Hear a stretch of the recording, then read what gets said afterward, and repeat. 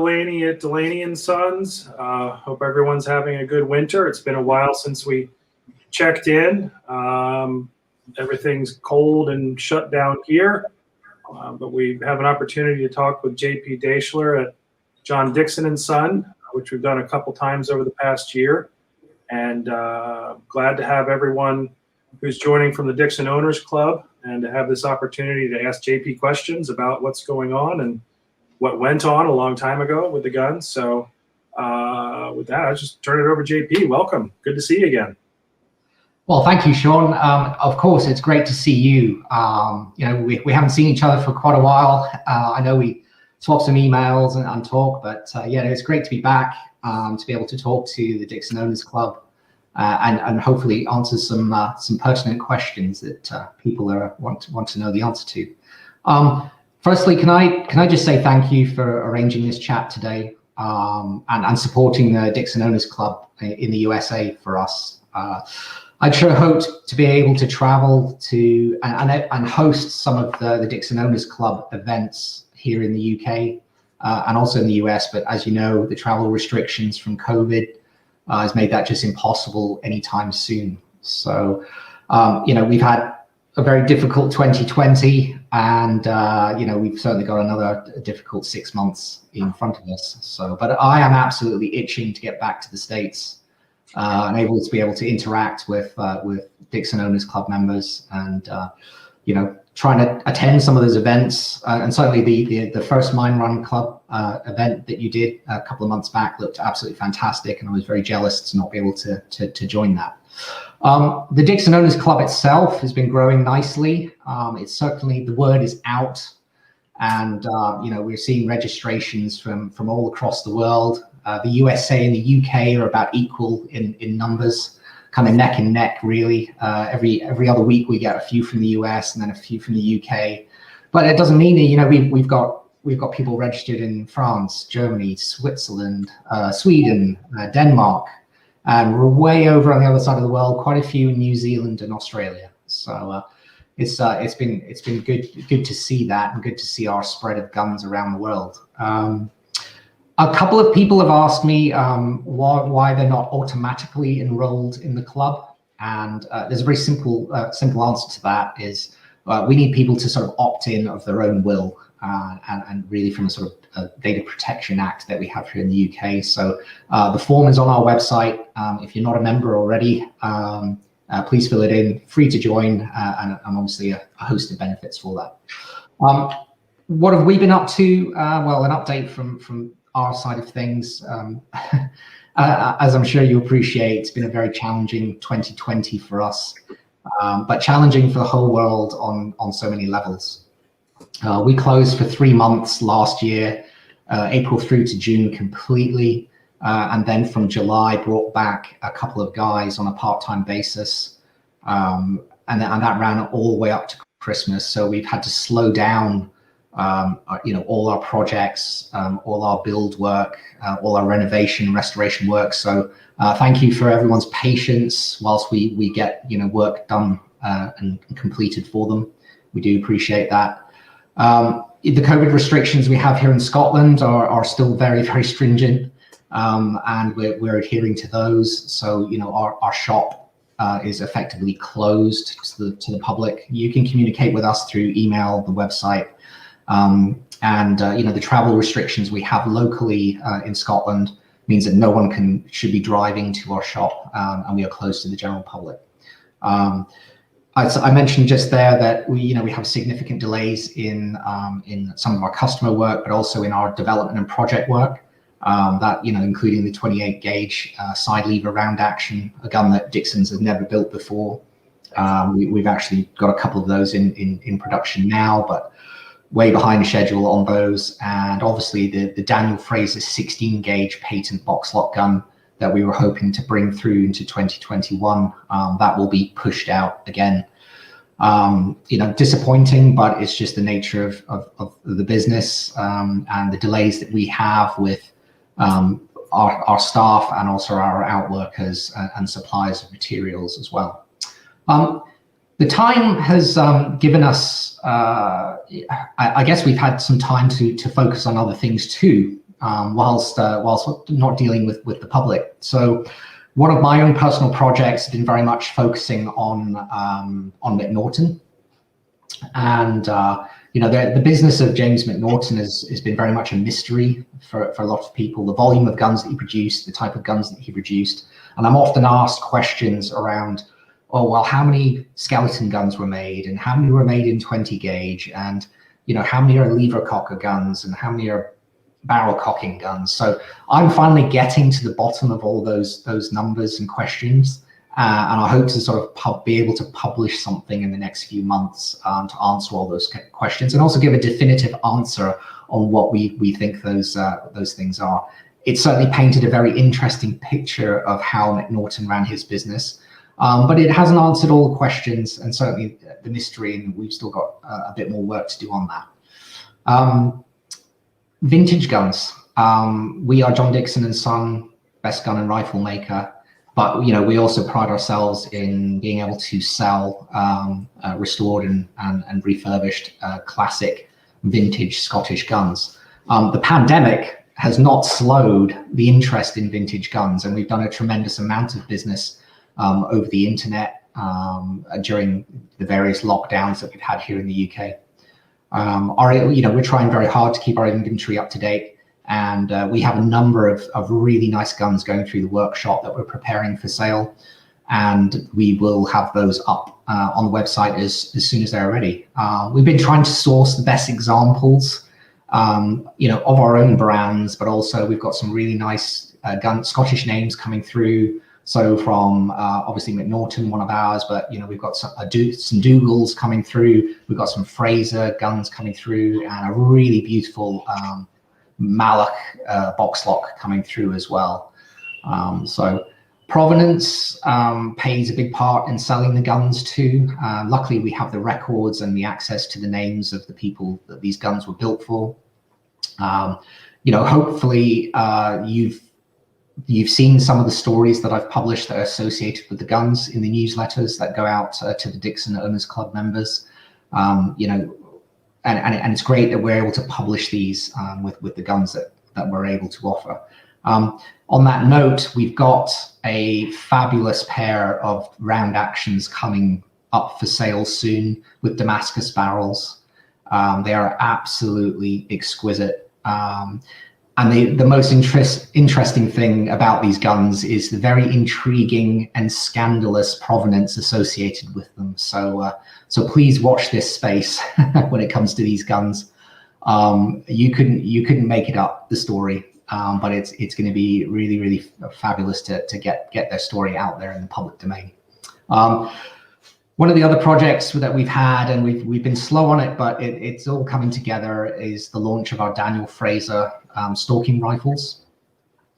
This year we'll see the launch of those rifles. We've had a number in build at the moment, and they're classic bolt action rifle in the classic calibers, with all the Fraser design and style of the classic Fraser rifles. So finally there will be a Scottish rifle back on the market, and the gun, the rifle itself is completely made here in the UK. So we're very, very, very proud of that.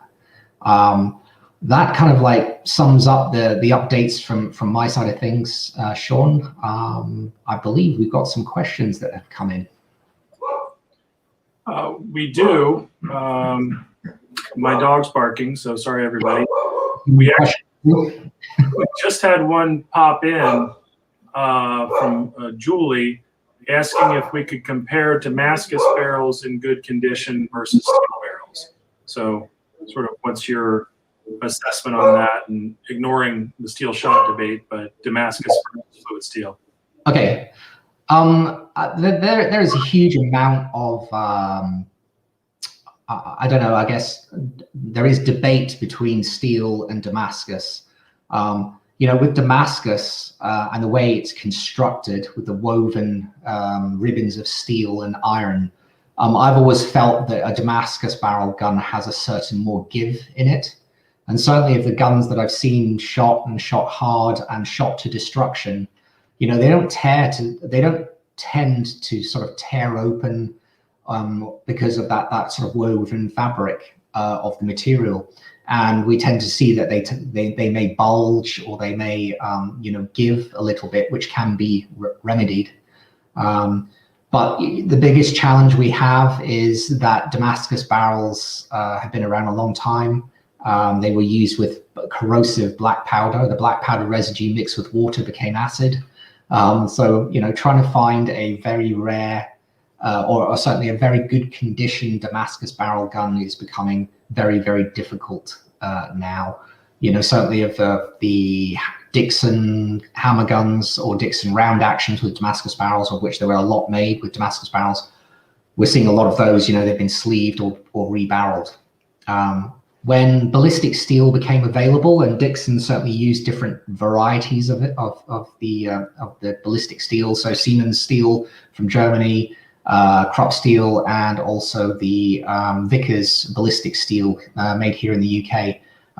It enabled them to make a set of barrels that was lighter than a Damascus barrel gun, but still had the strength and the tactile elements of it to make it suitable. So, hopefully that answers the question. It's difficult to draw a clear winner between the two materials, but in terms of beauty, for me, the Damascus barrels, nicely finished, they're absolutely superb. Yeah, no, I agree. I love Damascus barrels. All right, so we've got one in from Barry. Apparently there was recently a showcase from Simon Reinhold on a video, and I did see that there was a round action with an ornately engraved metal butt plate. So the question is, was this common practice in the period for the gun? Okay, yeah, sure. So a steel butt plate comes from the time of percussion guns, which were sort of muzzle loading, and you'd have to put the butt of or the sole of the stock on the ground to load the gun. So they added these steel plates to protect the bottom of the sole of the stock. We obviously moved from muzzle loading guns to center fire guns with cartridges. So there was no necessity to put your gun down there. What Barry's referring to there is that particular gun in that video didn't have a full steel butt plate, but it actually had heel and toe plates. So, and they are simply decorative. They do offer some protection to the ends of the stock, but in this specific case on that specific gun, which I know very well, they are known as heel and toe plates. But in the Dickson records, and Sean, I'm going to share a picture with you. I found an example earlier that they are actually referred to as iron tips. So I'm just going to try and see if I can share this picture with you. Let's have a look.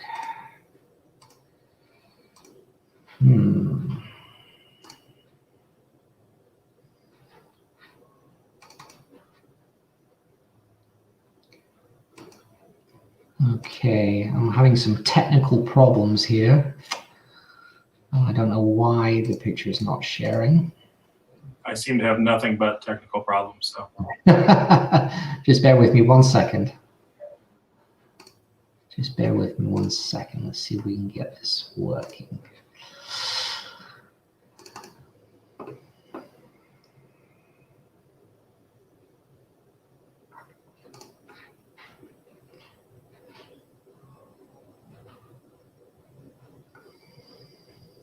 It's taking a little while to cross the Atlantic, I think.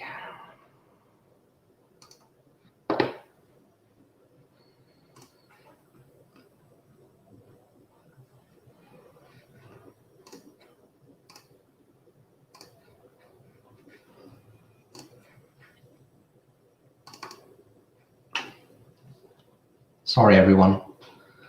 We may have to abandon this for some strange reason. It's not working today.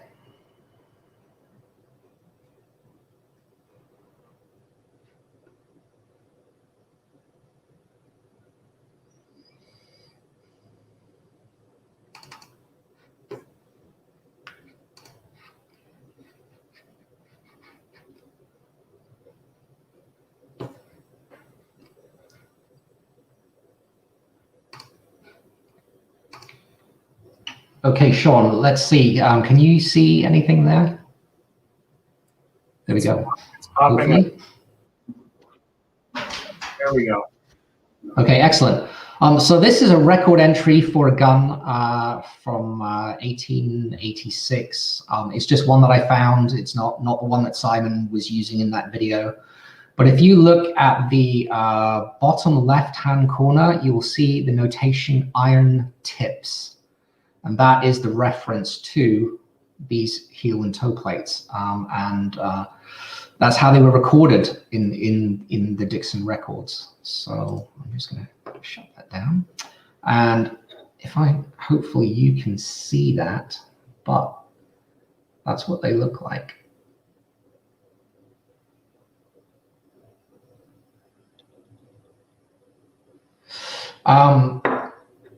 Was it common in the period? Not particularly. It was obviously a costed option and simply decorative. It didn't offer any sort of function beyond that. So there we go. Thanks for the question, Barry.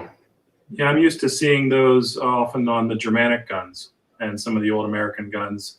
I think as a holdover from our muzzle loaders, like the rifle, the Pennsylvania rifle, the Kentucky rifle, they always had metal. If it wasn't a full metal butt plate, it was the top and the bottom. So interesting. Good question. Yeah, definitely.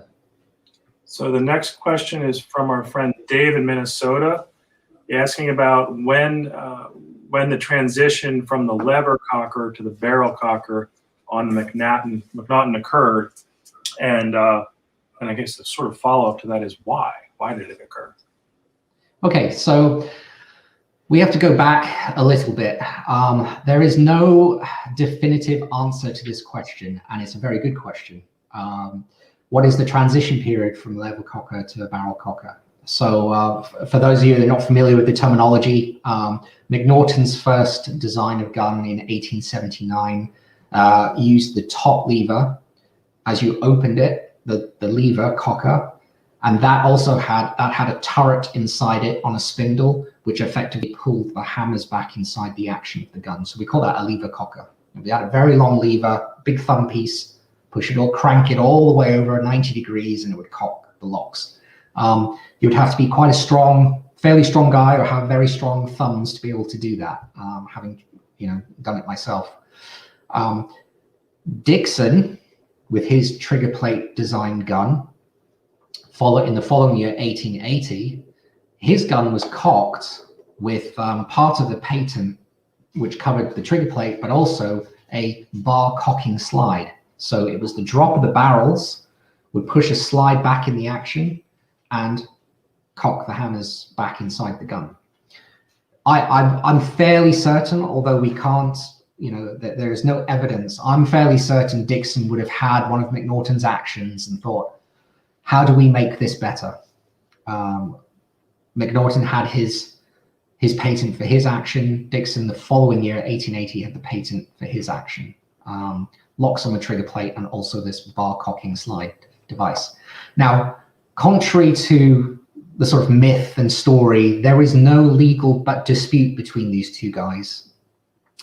There was a story that they'd gone to court and McNaughton said there was patent infringement, and that's simply not true. When I did the research for the Dickson book with Donald Dallas, we could not find any evidence of any court papers or any dispute between them.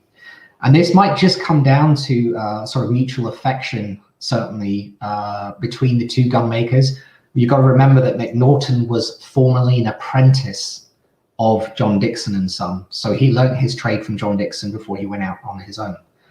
To try and answer this question specifically, the reason it's difficult to give a transition period is because McNaughton was building lever cocking guns still while he was building barrel cocking guns. So it's not that he moved to barrel cocking guns because they were easier and they just looked nicer and then abandoned lever cocker guns. He was still making them well into the sort of 1920s, which is quite incredible. I think he probably had some a number of spare lever cocking actions and mechanisms. And if he could get away with it with the customer, then maybe he was, just doing that. Dickson never had that. They were a barrel cocking design from day one.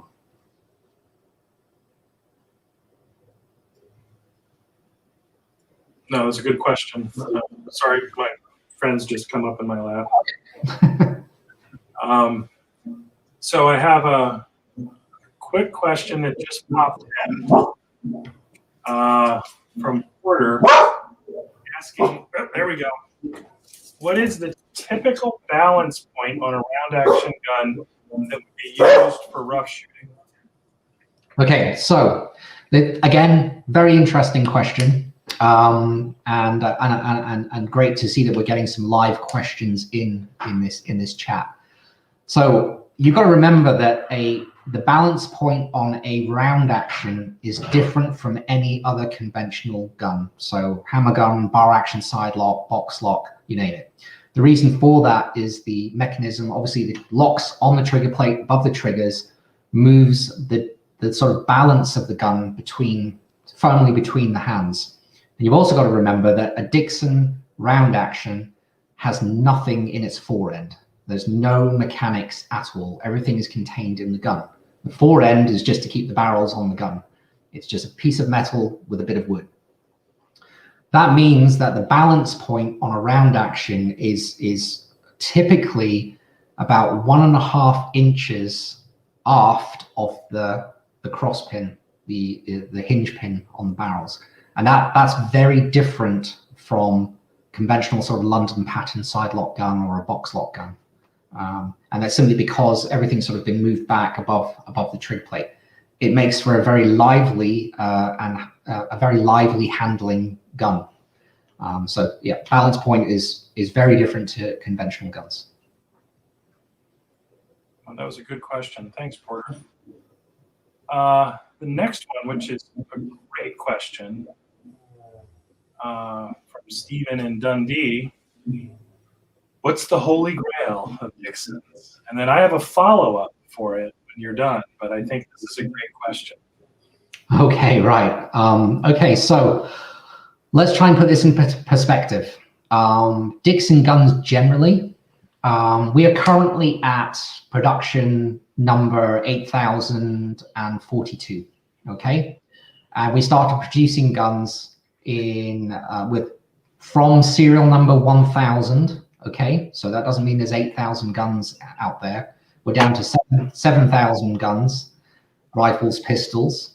Starting to produce those in 1820.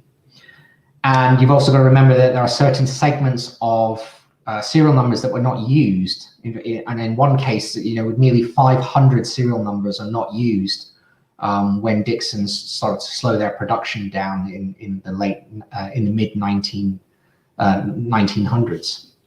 So owning a Dickson gun, whatever form it is a rare thing already. If we boil down to round actions, we've built less than 2,000 of those since 1880. And if you compare that to flagship patent actions from James Purdy and Son or Holland and Holland or Boss, we pale into insignificance, which makes actually owning a Dickson round action a super rare thing. I did a comparison I think in our last talk, and I certainly send it out as you're joining membership. If you think the Impressionist painter Claude Monet has only 2,500 paintings, drawings attributed to his name, you own something rarer than a Claude Monet sketch or painting. What's the Holy Grail unicorn stuff? Well, you have a round action. If you have a round action in a small gauge, then you're going to have something pretty special. Dicksons have only built round actions in 12 gauge, 20 gauge, and 16 gauge. There are, according to the records, and to this day, 80 16 gauge round actions have been built, and 40, exactly half, 40 20 gauge round actions have been built. So if you can find one of those and add it to your collection, then absolutely. But they are commanding huge prices now as the rarity of finding one in good working condition. It's just becoming rarer and rarer. For a Dickson collector, you know, sort of Holy Grail unicorn type stuff, you would have to have a Charles Gordon gun in your collection. Again, they're commanding huge prices for what they are, but you know, it's almost like there's a bit more availability of them. And certainly quite a few have come onto market recently being released from collections. So, you know, having one of those. That said, there is lots of other unique stuff and certainly combinations of attributes of guns. So if I was to say, you know, have a 16 gauge skeleton Dickson side lever, we know there's only 2 made, and both of them currently reside in the United States. So you really have, you know, rare stuff there. If you were to find the only 20 gauge bar action side lock ejector gun built by Dickson's, then you would surely have one of one. And that would be the ultimate, I guess, as we only ever built one of those guns. Where it is, who knows? Wow. Yeah, we did the Scottish side-by-side event several months ago, last fall, with the Dickson Owners Club, and there was a gentleman who brought a Dickson hammer gun that was just absolutely, absolutely exquisite. Yeah. So the flip side of that, which I'm asking, no one else has asked, but if someone wants to get into the club, what's a good way to start? What's a good first Dickson? I assume it's a box lock, but I know that not all Dickson box locks are created equal. What would someone look for if they wanted to get into ownership? Yeah, absolutely. Okay, so if we talk about sort of buying trends for guns, typically, if someone comes to us and they're looking for a Dickson hammer gun, it usually means that they've got a Dickson already, and they're looking, you know, for this nice, unique gun to use on the odd day, you know, go down to the clay range and have some fun, or on one of these, you know, very much like the Owners Club day that you had a couple of months back, you know, to have some fun with. So, you know, getting your hands on a good hammer gun is certainly a good entry point. The big question is finding a good one, because there are few and far between.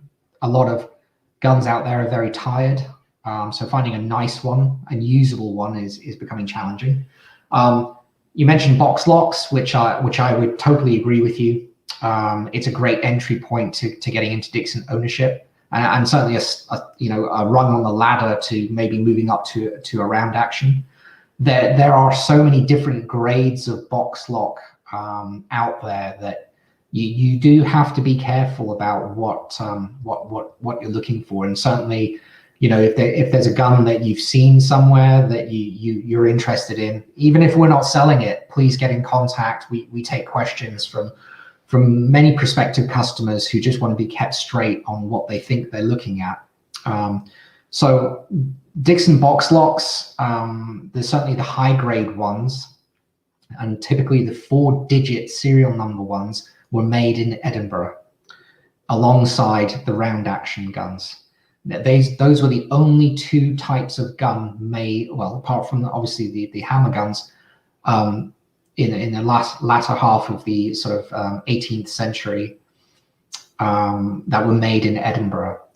The lower grade box locks were all made in Birmingham by the various trade makers, and they varied in quality. And we know that, you know, the trade suppliers that produce these guns for us. The notations are in the records and the trade numbers are on them. But don't get me wrong. You know, there are a number of those guns that are made by G&S Holloway or S. Wright and Son or A. Brown and Son, Bentley and Playfair. They're fabulous guns. There's nothing wrong with them.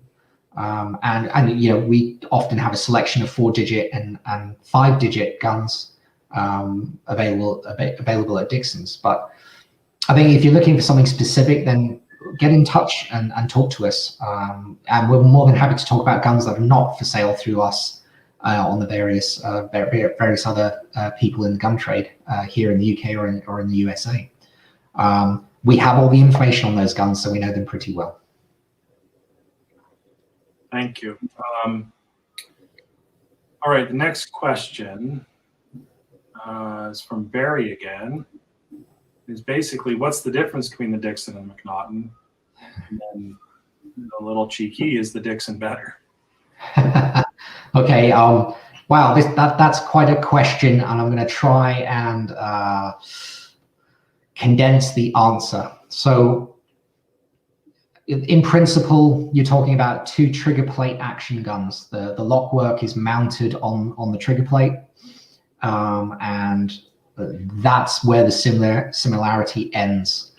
The principle of how McNaughton built his gun and how Dickson built his gun and how they continue to be built today are very, very different.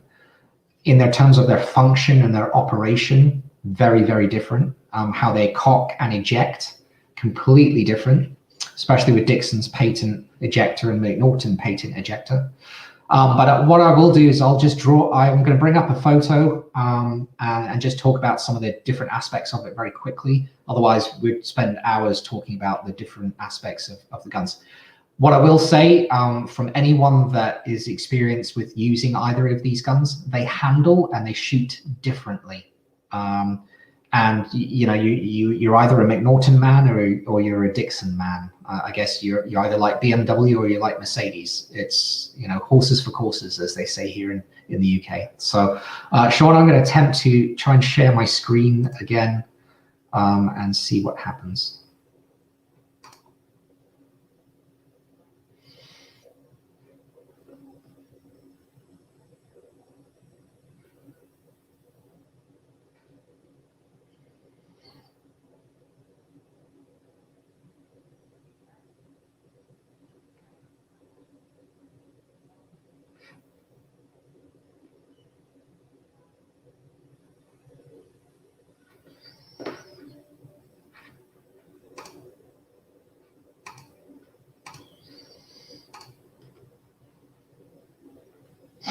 Sean, can you see that photo? It's just popping up. Okay, excellent. Thank you. Just taking a little while to cross the Atlantic there. There it is. Excellent. So in this photo, I have in the top picture is a late Dickson round action, and in the photo below is a McNaughton Edinburgh gun. It's called an Edinburgh gun, effectively a round action. Round action is just the name these guns were given because of their rounded bodies, but they are trigger plate action guns. In the top photo, you will see that the bow springs are common between the two guns, but that's where the similarity ends. Dickson uses a sort of very conventional tumbler, whereas McNaughton uses an S-type hammer. And you'll see that it actually goes into the top strap and the firing pins are inside the top strap. And the reason for that is to keep them flat inside the gun. And so the striking point would be, absolutely optimum. Dickson uses, again, another long firing pin with no change in the taper and no size changes, and is supported by this buttress here. These are both bar cocking guns. So a bar runs inside the action here to cock the hammers back. This on the Dickson is the safety bar, which is reset on opening the gun, connected here. On a McNaughton, the safety is reset by the hammers coming back in the gun. So it only resets when you cock the gun. You can't take the safety off and then reset the safety by opening the gun like you could on most guns and the Dickson round action. One significant difference here is the McNaughton trigger plate is also the trigger guard, and it has a separate bow here. And Dickson has his very short trigger plate and a separate trigger guard here. So, slightly different flavors of the same thing. The principle's the same. As I said, we could go on for hours about the significant differences and the build differences, but that hopefully gives you an insight into just some of the differences between the two guns there.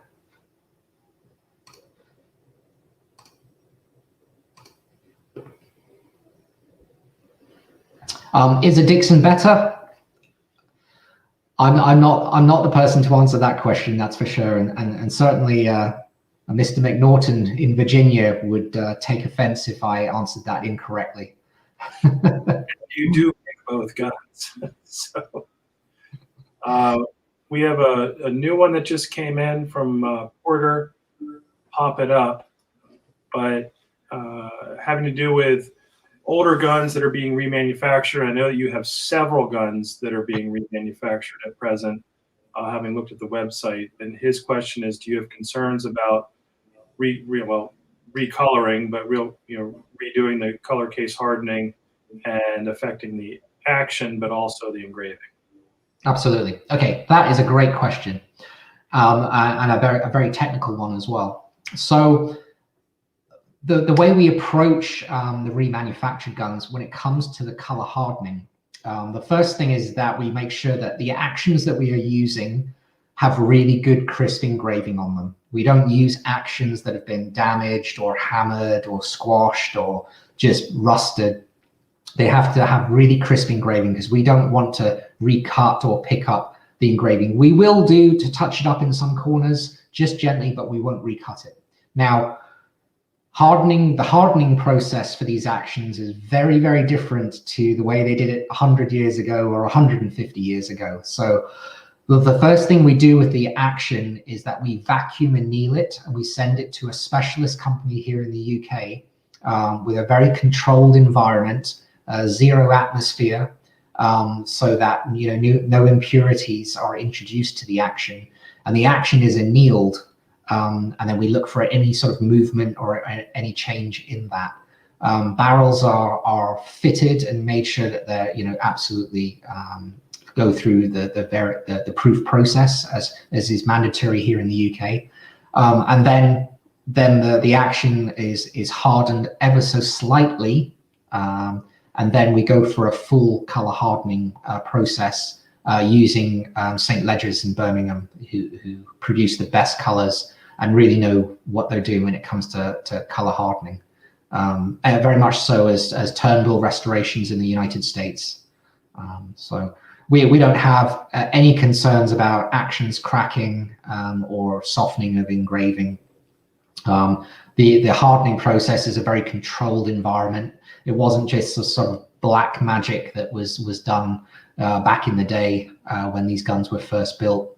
And metallurgy has obviously come a long way in terms of how to harden these guns correctly and produce the best colors, for sure. So I don't have any concerns. The design of the Dickson round action means it's very, very thick through the radius, which is in the bottom of the action. And we have a lot of metal which hasn't been removed due to the design of the gun. So we don't see guns cracking anywhere in these parts.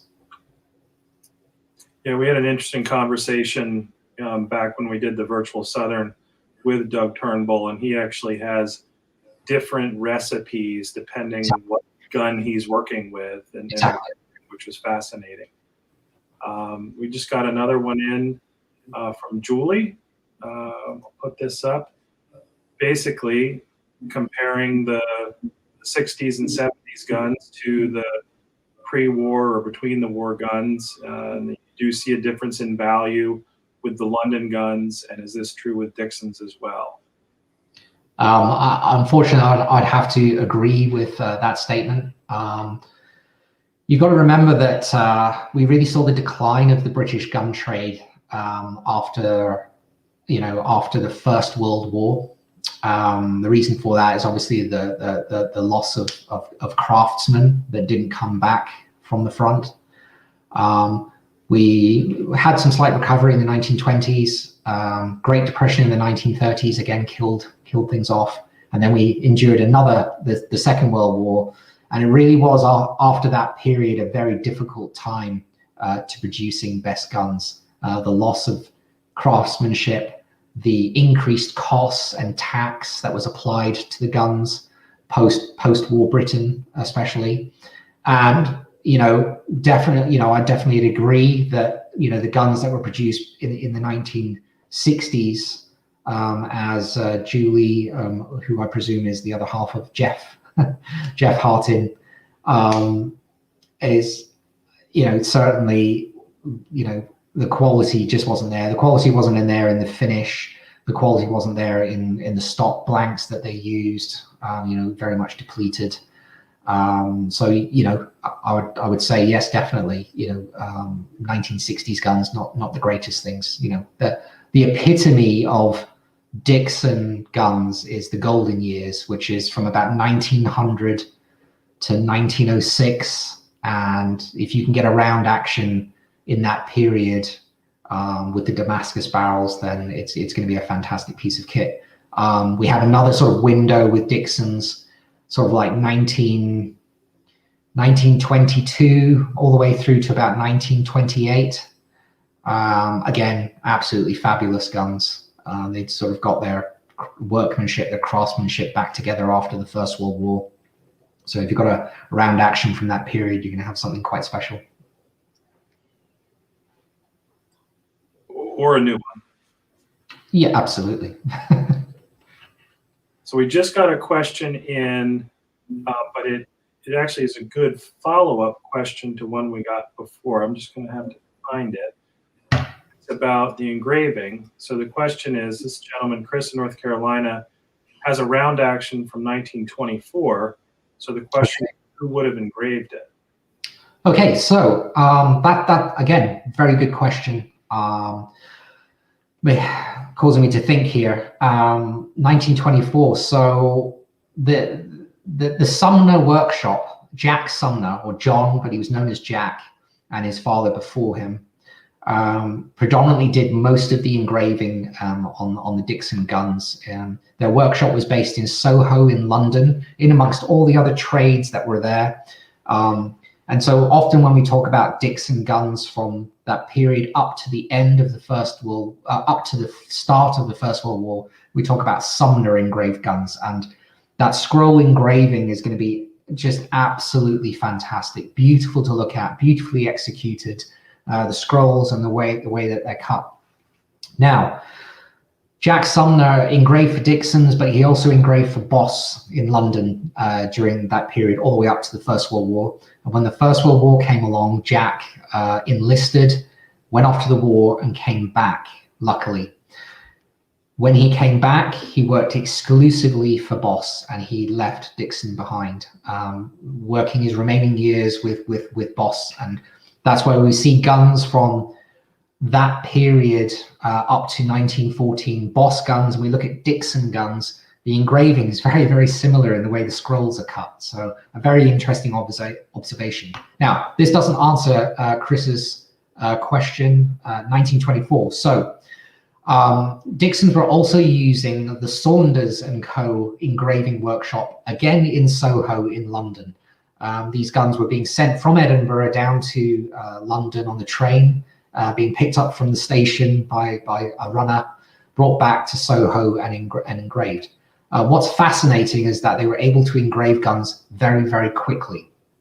So when, almost embarrassingly today, where we take months to engrave a gun, at the Sumner workshop or the Saunders workshop were engraving a gun in 3 to 4 days. And they were able to do this by having a sort of production line of engravers. When we say the Jack Sumner workshop, it wasn't just him. He had 7 guys working for him. One guy would be cutting the action. One guy would be cutting the trigger plate. One guy would be cutting the trigger guard. One guy would be doing the top lever and the safety and the fore-end iron. And then all those things would come together as such by the end of the week. And then the gun would be back, which is absolutely phenomenal. 1924, it would have been the Saunders workshop, which was taken over by the Harry Kell or Henry Kell. And it would have been, again, this production line engraving. Guns from 1924, the foliate scroll engraving or bouquet and scroll engraving from that period is absolutely exquisite. So I can imagine on Chris's gun, it's going to be first class. Yeah, I saw you guys recently had a Kell Engraved Box Lock website, which has to be, well, I read the story, but obviously a very rare gun indeed. Yeah, absolutely. We can only hazard a guess. The Kell engraved guns that were cut by Kell himself, and it's absolutely apparent from the way that he's cut the metal, these sort of bold foliate scrolls that he has across his actions. We have a Dickson Owners Club member has a Kell engraved round action, or I'm sure that, in fact, 1 or 2 Dickson Owners Club members have Kell engraved round actions.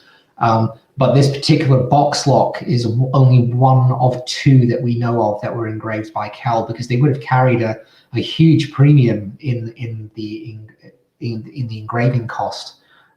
So for someone to order a best box lock and have it Kell engraved must have been something fairly special. We know that the provenance on that gun, it was made for a very big farming family here in England, funnily enough. And the reason I say funnily enough is because most Scottish guns were bought by Scottish people, but to this big English farming family from Herefordshire actually ordered that Kell gun. As with all Kell guns, as soon as we have them, they're gone.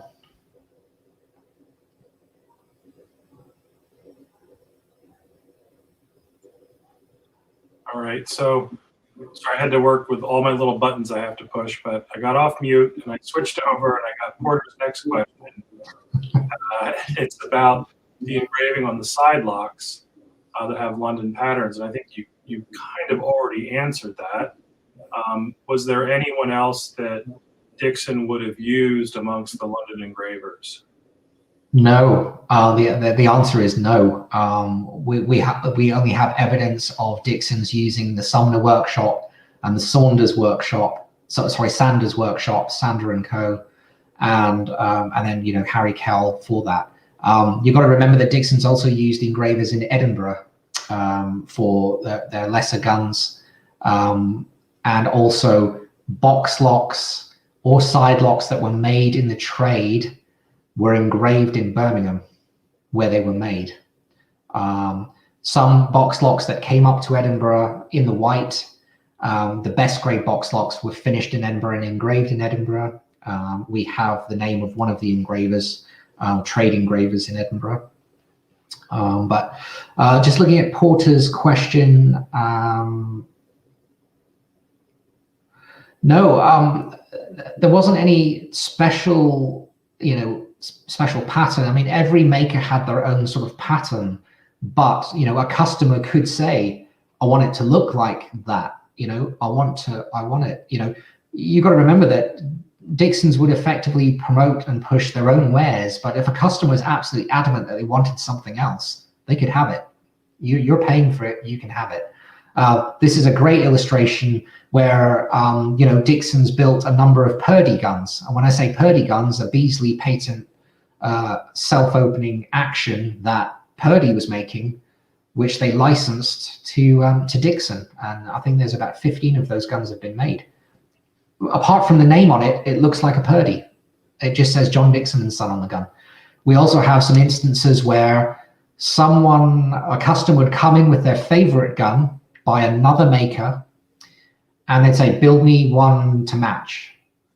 And we came across a gun a couple of years ago, in fact, with Diggory from Vintage Guns, and he had a pair of guns. One was a Watson Brothers, one was a Dickson. They looked exactly the same. And when we looked it up in the records, we found that the customer had come into Dickson's and said, make me another one to match that one. Why he didn't go to Watson Brothers, we don't know, but the guns are identical in their engraving, apart from 2 different names on the guns. The word is bespoke. If the client wants something, that's what the client wants. We got another question from Michael, asking about the 20-bore round actions that you mentioned before. Was there a specific weight that they were built to? And back then, but then today, if you're building a Dickson round action 20-bore, what's the weight you're shooting for? Okay, it's not a straightforward answer. The reason for that is obviously modern production techniques, modern production materials, uprated steel, but also we have quite a strong, we're governed quite strongly by proof law. And it means that we have to make guns that are, slightly thicker here and there in the barrels, in the action, to survive the stringent proof tests that we have here in the UK. That means that we're not able to build a gun as light as the guns back in the day. So our guns will be slightly heavier, but on a classic 20-bore round action, you're looking at a gun that's just over 5 pounds in weight, 5.25 pounds. In our 20 bores that we're building now, they are slightly heavier than that. So, 5.5, 5.75 pounds. The other thing is that, looking through the records, is that you've got to remember that those old 20 bores of the 40 original 20 bores that we have in the records, they tended to be quite short barrel guns and also have quite small stocks on them. Quite a few of them were made for ladies. And so they would naturally be lighter, having 27-inch barrels instead of 29-inch barrels or 28-inch barrels, and having 13-inch stocks instead of 15-inch stocks. They're going to be light. So very difficult for us to replicate that on those sort of elements of the gun build. Well, it's a good point, because also you got to think today people are using 20 bores for driven shooting, but 100 years ago they were gamekeeper guns, rough shooting guns, fill the pot kind of a tool, as opposed to a driven gun, I would think. Yeah, I mean, if you look at the Dickson records, and I've studied them a lot, most of the 20 bores were built for women. We got another one from our friend Len. It sounds like a warranty issue.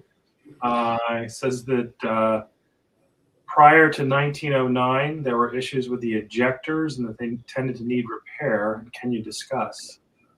And Liz says hi. Hello, Len.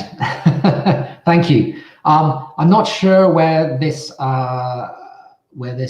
idea, I guess, about issues with ejectors prior to 1909. The ejector system for a Dickson is very, very clever.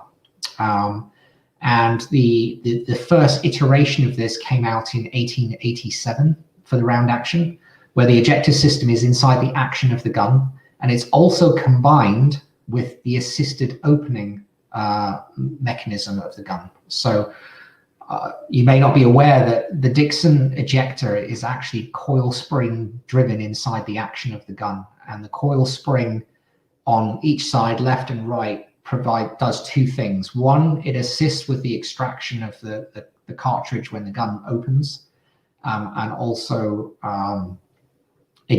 provides the ejection when the gun is fired. But it also powers what we call the compressor, which is an arm inside the action there. And I'm trying to get one here. For those of you that are familiar with round actions, there we go. Thank you very much, Sean. I got one there too, little 20 bore there. So we've got those little ejector kickers and compressors. That first iteration of the action of the ejector system in 1887 did have some problems, but they were all ironed out by 1889. And it's really from 1889, 1890 that we saw a change in the extractor pieces, because they had a 3-piece extractor in the barrels. And then we went down to basically what we see today. That design really was effective from about 1890 that we see these guns. 1887 to 1890, 1889, 2-3 years. I would say they were the troublesome ones. I wouldn't say anything issue with ejectors before 1909. I would say that very small window where they had to refine the patent and just get it working right. Now that it was out in the field and working hard, they had to make some changes to it.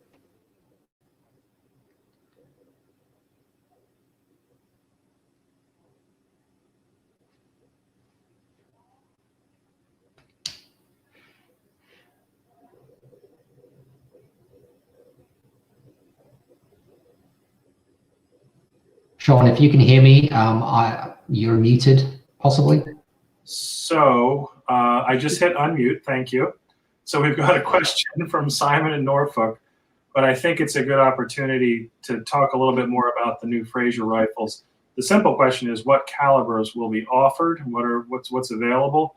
But Okay. you can talk more about the new Fraser rifle and what you're doing with that. But then also in the beginning of the conversation, you mentioned the Fraser Box Lock, which was news to me. So maybe after the Fraser rifle, talk a little bit more about the new Fraser Box Lock.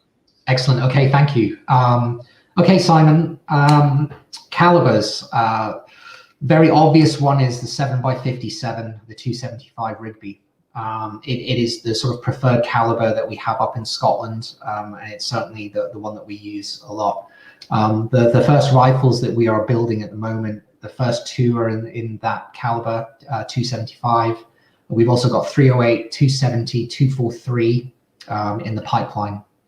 So they're going to be the sort of common calibers. We're not looking to build big stuff where, these rifles are being built and marketed for people that are going to use them on a regular basis. So they're not fancy, they're not ornate. They will have some very decorative Fraser style to them. Fraser liked to hourglass his magazine boxes. He liked to hourglass his bolt release. He liked to have the sort of like the flat handle, bolt handle, and nicely engraved. So, we're mimicking all of that from his classic rifles at the beginning of the 1900s and really bring that back. I've got the first rifles here in the white that we're stocking, and they are absolutely exquisite. Some really nice aspects of this is the Fraser sling swivels, again copied from the original Fraser rifles in the 1900s. Very distinct to Fraser, couldn't be confused with anything else. So those are the calibers that we've got. Watch this space. We've got one that's just about to go to engraving with a classic Fraser engraving on it, and a beautiful walnut stock on it. So hopefully, Sean, you'll be able to sample those if we see you later this year. For the Fraser Box Lock, this is a project that's been in development for a couple of years. We wanted to bring, we needed to look at the range of the guns that we were offering under the names. And we never wanted to introduce something that would damage any of the names that we own. So, we currently have no plans for doing anything with Alexander Henry apart from looking after the records. But Fraser was an opportunity to bring proper quality stalking rifles back, and also, bring those rifles back. But we also wanted to bring a shotgun into the fold, into the family, that was a classic Fraser design. And Fraser built these beautiful little petite framed guns with their patent, and we wanted to bring those back. Also incorporating, a little bit of modification to make them easy to produce, improve some of the little quirkiness of the Fraser patent action. And we've had those in development for a little while now. Again, due to the COVID pandemic, we've had to not shelve, but just push that development project off for a little bit. But I've certainly been working with the prototype, and it's a fantastic little gun. Sean, you would have seen what I'm talking about at your Dickson Owners Club gathering at First Mine a couple of months back. I know there were a couple of Frasers there. Yeah, they are really lovely box locks. They really are. Yeah. And those, sorry, I just wanted to say that the calibers of those guns are only going to be 16 and 20 gauge. We're not building it in anything smaller or anything bigger. They're only available in 16 and 20 gauge. Hesitate to ask, but do you have any sense of price point on the new box locks? Yeah, no, absolutely. So we wanted to price it at like our Dickson gun, our new Dickson guns and McNaughton guns, and our Fraser rifles. We still want to make these guns accessible to people. So you'll be looking at we're kind of hoping around about the $35,000 mark. That's good, and I can't think of anyone realistically who's operating in that space right now. No, exactly. It's one of the elements of starting to push this gun. You know, and again, I say to you, that gun is completely made here in the UK. Most of it built in our workshop in Dunkeld, which you visited.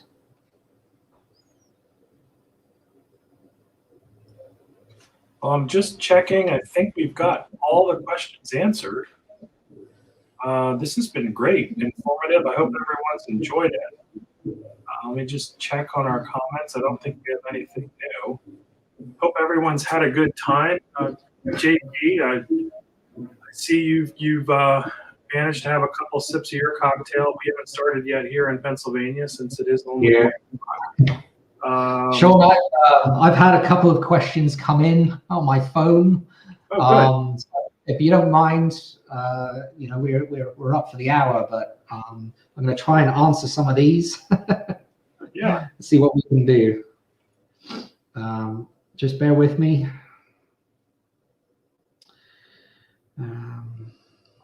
Yeah, my phone has been buzzing since we've been talking, and let's see what we got.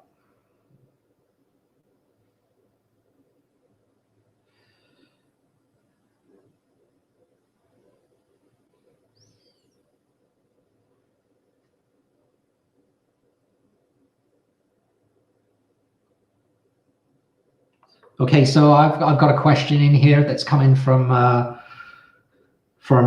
Richard in California. He asks, how many skeleton guns were built, and when are you going? Well, how many were built, and how many Dicksons engraved by Mr. Kell? So, how many skeleton Dicksons made? I would think the number is around about 15. Looking at the records, they are a very rare thing. They are also all non-ejector guns because the Dickson ejector system would be compromised with a bar in wood or a skeleton gun. So of the ones that I've seen, they're all non-ejector guns. It's around about the 15 number, but what I can do is just have a double check of the records and see where we are with that.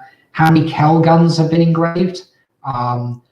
The number is between all types of, it's typically, we talked about the 2 box locks that we know of round actions, and that there's also some Kell engraved side locks as well. So I think the total number of Kell engraved Dicksons is around about 35 guns, I think, in total. Very, very rare. The last pair he did, from memory, I think was in about 1948 maybe, but I'd have to double check with that. That's just from memory. That was beg your pardon, 1938. They were 2 pairs of commemorative Dickson round actions, which had the Princes Street, what we call the panoramic view, engraved on the sides of the actions of the gun. And Mr. Kell very kindly sent us a rubbing of what they were going to look like, which we have in the Dickson archive in Dunkeld.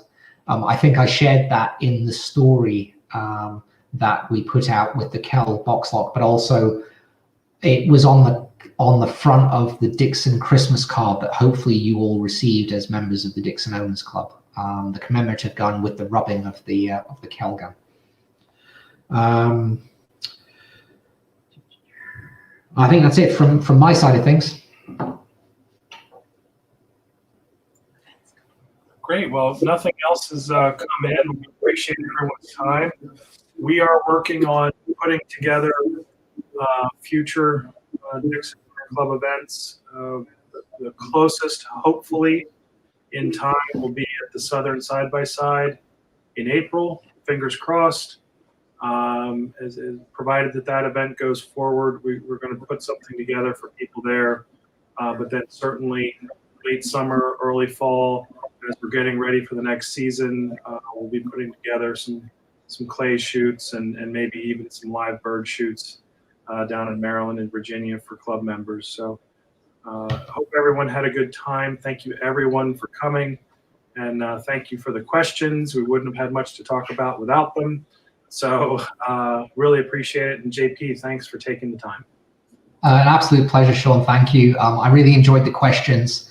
Dickson's been very much my expert subject, I hope, and hopefully I've been able to answer some of those questions for the people asking them. In the interim, my door is always open. So if anyone's got any questions or queries about their gun, about a gun they want to buy, a gun they've seen, or something they don't quite understand, then please feel free to email us in Dunkeld. The contact page is on our website. And for those of you who've got my own personal email address, yes, you can email me, that's fine. Please get in touch. I would say phone, but the shop is not really taking phone calls. But send me an email and I'll get back to you as soon as I can. Thank you, Sean. Thanks, everybody.